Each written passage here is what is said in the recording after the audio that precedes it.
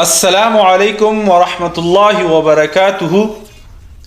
اعوذ باللہ من الشیطان الرجیم، بسم اللہ الرحمن الرحیم۔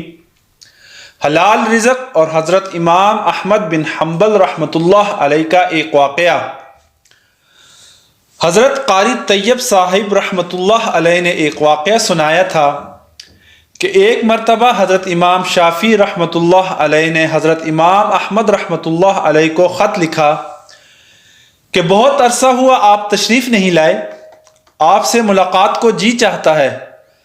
حضرت امام شافعی رحمۃ اللہ علیہ استاد ہیں اور حضرت امام احمد بن حنبل رحمۃ اللہ علیہ ان کے شاگرد ہیں۔ حضرت امام شافعی رحمۃ اللہ علیہ کا قیام مصر میں تھا، اس لیے وہاں شوافع زیادہ ہیں۔ جواب میں حضرت امام احمد بن حنبل رحمۃ اللہ علیہ نے فوراً اپنا پروگرام لکھ کر بھیج دیا کہ فلاں دن فلاں تاریخ کو آپ کی خدمت میں مصر میں حاضر ہو رہا ہوں۔ حضرت امام شافعی رحمۃ اللہ علیہ نے اپنے گھر والوں کو، اپنے ملنے جلنے والوں کو اور دوست احباب اور دوسرے علماء کو ان کے آنے کی اطلاع دی، پھر ان کی دعوت اور ان کے استقبال کا خصوصی اہتمام کیا اور لوگوں سے بتایا کہ اگرچہ وہ میرے شاگرد ہیں مگر وہ ایک بڑے امام ہیں، اللہ تعالیٰ نے ان کو بڑا مرتبہ عطا فرمایا ہے۔ چنانچہ جس دن ان کو پہنچنا تھا، اس دن امام شافعی رحمۃ اللہ علیہ اپنے شاگردوں اور دوسرے علماء کو لے کر ان کے استقبال کے لیے شہر سے باہر تشریف لے گئے۔ اس وقت مصر کے جو بادشاہ تھے وہ بھی حضرت امام شافعی رحمۃ اللہ علیہ کے معتقد تھے، وہ بھی امام صاحب کے ساتھ استقبال کے لیے چلے آئے اور پھر بادشاہ کے ساتھ ان کے ارکان دولت بھی، وزراء اور امراء بھی آ گئے۔ جب وقت مقررہ پر حضرت امام بن حنبل رحمۃ اللہ علیہ پہنچ گئے، حضرت امام شافعی رحمۃ اللہ علیہ نے ان کا بڑا شاندار استقبال کیا اور پھر عزت و احترام کے ساتھ ان کو گھر لے کر گھر پہنچ گئے اور ان کے لیے بہترین کھانے کا انتظام کیا۔ اس زمانے میں عام طور پر اولیاء اللہ اور بزرگوں کی شان یہ تھی کہ وہ کھانا بہت کم کھایا کرتے تھے اور رات بھر اللہ تعالیٰ کی عبادت کیا کرتے تھے۔ جب حضرت امام بن حنبل رحمۃ اللہ علیہ کھانا کھانے بیٹھے تو دیر تک اس طرح کھانا کھاتے رہے جیسے کئی روز کے بھوکے ہیں۔ باقی لوگ کھانا کھا کر اٹھ گئے مگر وہ کھاتے رہے۔ لوگ بہت متعجب ہوئے کہ حضرت امام شافعی رحمۃ اللہ علیہ نے تو ان کی تعریف کی تھی کہ یہ بڑے اللہ والے ہیں اور بزرگ انسان ہیں، مگر یہ تو خوب پیٹ بھر کر کھانا کھا رہے ہیں۔ لوگوں میں اور گھر والوں میں ان کا بارے میں چہمگوئیاں ہونے لگی لیکن کوئی کچھ نہ بولا۔ پھر جس کمرے میں حضرت امام احمد حنبل رحمۃ اللہ علیہ کے لیے رات کے وقت آرام کرنے کا انتظام کیا گیا تھا، اس کمرے میں حضرت امام شافعی رحمۃ اللہ علیہ کی بچیوں نے ایک مصلی بچھا دیا، مسواک رکھ دی، استنجا کے لیے ٹھیلے اور پانی رکھ دیا اور وضو کے لیے لوٹا بھر کر پانی رکھ دیا تاکہ جب وہ رات کو تہجد کے لیے اٹھیں تو انہیں کسی قسم کی کوئی پریشانی نہ ہو۔ اور اس زمانے میں رات کو تہجد کے لیے اٹھنا ایک معمول تھا۔ اللہ تعالیٰ بچائے کہ آج ہمارے زمانے میں یہ افسوسناک ماحول ہو گیا کہ صبح 8 بجے اور 9 بجے اٹھنا ہمارا معمول بن چکا ہے۔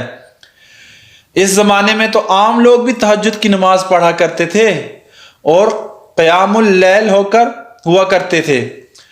جو علماء اور صلحاء تھے وہ رات کے وقت عبادت کیا ہی کرتے تھے۔ اللہ تعالی ہم سب کو بھی تہجد پڑھنے کی توفیق عطا فرمائے، آمین۔ بہرحال حضرت امام بن حنبل رحمۃ اللہ علیہ نے رات کو اس کمرے میں آرام کیا اور صبح اٹھ کر فجر کی نماز پڑھنے چلے گئے۔ جیسے ہی وہ نماز کے لیے نکلے تو حضرت امام شافعی رحمۃ اللہ علیہ کی بچیاں اس کمرے میں آ گئیں تو وہاں دیکھا کہ پانی کا لوٹا ویسے کا ویسا پانی سے بھرا ہوا ہے، نہ مسواک استعمال ہوئی، نہ ٹھیلے استعمال ہوئے اور نہ وضو کے لیے پانی استعمال ہوا۔ سب کچھ جیسا تھا ویسا ہی رکھا ہوا ہے۔ اب ان کے دل میں یہ شبہ پیدا ہوا کہ شاید رات کو چونکہ زیادہ کھا لیا تھا اس لیے تہجد کے لیے آنکھ نہیں کھلی۔ جب فجر کی نماز پڑھ کر حضرت امام احمد بن حنبل رحمۃ اللہ علیہ تشریف لائے تو گھر والوں نے حضرت امام شافعی رحمۃ اللہ علیہ سے کہا کہ آپ نے فرمایا تھا کہ وہ تو بہت بڑے اللہ والے اور بہت بڑے بزرگ ہیں، مگر رات کو انہیں کھانا بھی خوب کھایا، اور رات کو ہم نے ان کو وضو اور استنجا کے لیے پانی اور ٹھیلے رکھے تھے وہ بھی استعمال نہیں ہوئے۔ معلوم ہوا کہ رات کو تہجد کی نماز بھی نہیں پڑھی۔ اب حضرت امام شافعی رحمۃ اللہ علیہ کو بھی تشویش ہوئی، لہٰذا انہوں نے حضرت امام احمد بن حنبل رحمۃ اللہ علیہ کو بلایا اور تنہائی میں لے جا کر ان سے پوچھا کہ اس طرح کی باتیں سننے میں آ رہی ہیں کہ آپ نے کھانا بھی غیر معمولی طور پر کچھ زیادہ کھایا، اور جس کمرے میں آپ کے لیے سونے کا انتظام کیا گیا تھا اس کمرے میں آخری شب میں استعمال کے لیے جو چیزیں رکھی گئی تھیں وہ بھی استعمال میں نہیں آئیں۔ کیا بات ہوئی؟ آپ پہلے تو ایسے نہیں تھے، کیا یہاں سے جانے کے بعد آپ کے مزاج میں کچھ تبدیلی آ گئی ہے؟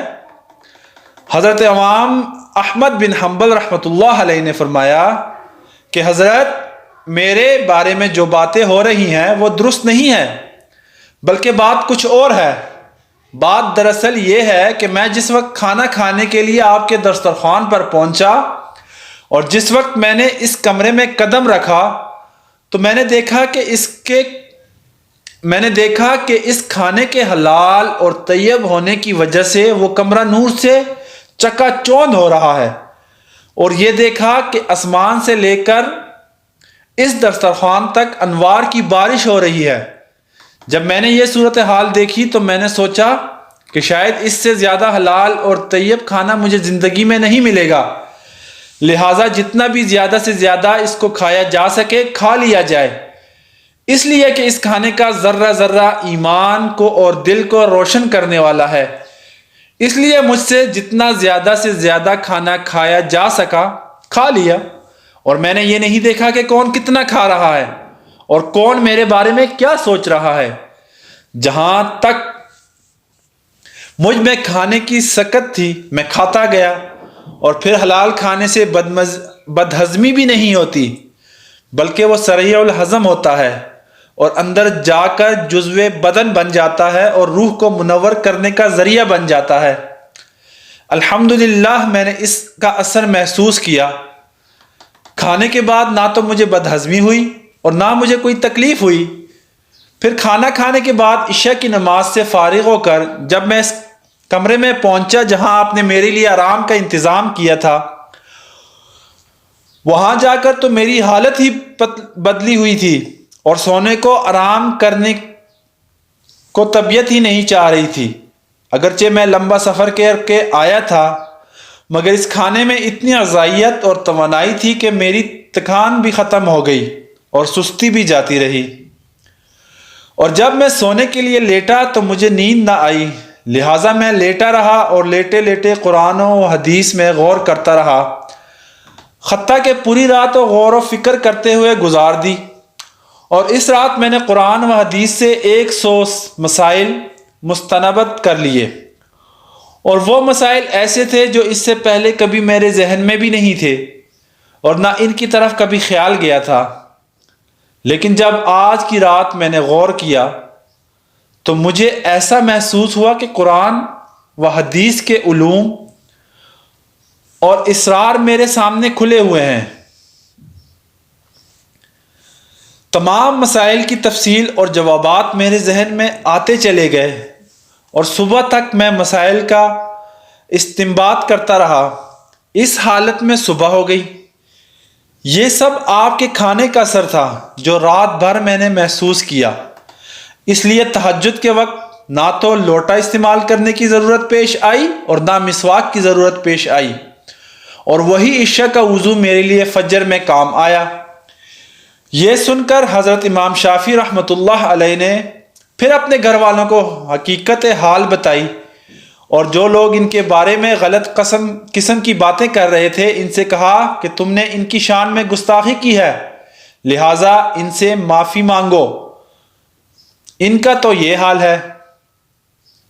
بحوالہ خطبات حکیم الاسلام، اس واقعے سے ہمیں یہ حاصل ہوتا ہے واقعی ہمارے اندر جو دین کا جذبہ نہیں ہے اور دین کی طرف میلان نہیں ہے، جبکہ ہم جانتے ہیں کہ دین برحق ہے اور آخرت برحق ہے اور ہمیں آخرت کی طرف متوجہ ہونا چاہیے، پھر بھی دل اس طرف نہیں آتا۔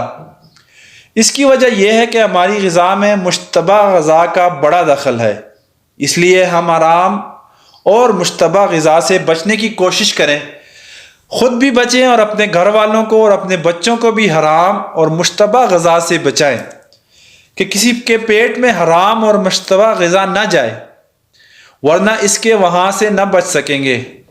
اللہ تعالی ہم سب کو حلال اور طیب روزی عطا فرمائے اور حرام غذا سے ہم سب کی حفاظت فرمائے، آمین یا رب العالمین۔